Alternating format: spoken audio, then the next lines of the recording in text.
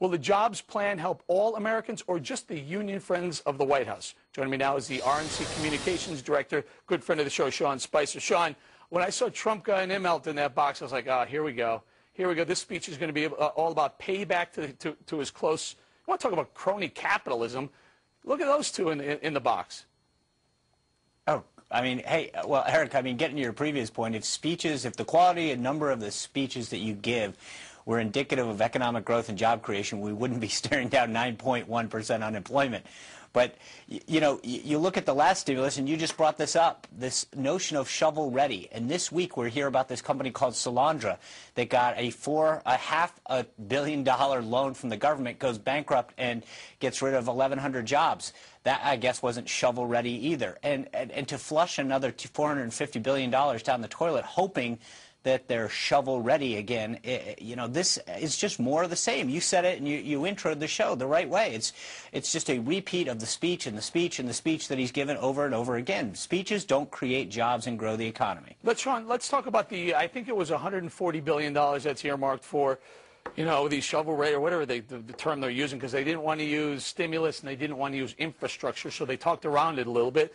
But is this not, aren't the exact people that Mr. Trumka represents, aren't they the ones who are going to see a good portion of that money? Of course they are. I guarantee you, if you look into where the projects ultimately go, you're hitting the nail right on the head. But the funny thing, Eric, and you know this from your experience in business, is when you look at what the CEOs, the people, unions don't create jobs. I mean, right? I mean, companies create jobs, businesses create jobs, and we talk about throwing money at unions. That's great, but we need stability in the market. We need fewer regulations. We need a lot less of these short-term fixes. We need to grow the economy and put people back to work, not just throw quick, short fixes over and over again to a bunch of political contributors. Sean, where do you think, at the RNC, where do you think the money's going to come from? I mean, they found a way to spend $447 billion. How are we going to raise the $447 billion? Where's it going to come from? Well, with all due respect, I think that assumes that it's going to pass in the first place. And I think this Republican Congress isn't going to give President Obama a blank check to dole out Stimulus 2.0. I think you're going to see a lot of those areas where we can agree upon. The payroll tax extension.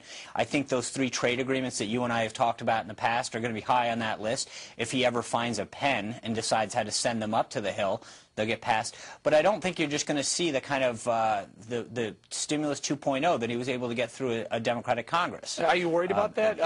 Representing the GOP, are you worried that he says, well, I came up with this plan to save jobs, but the Republicans push back on it? You hear it coming, don't you? Absolutely. But you know what? Here's the beauty.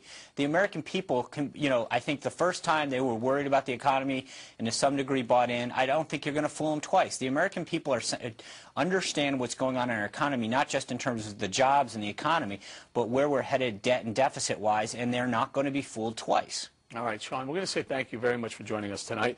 I want to bring it out to our All-Star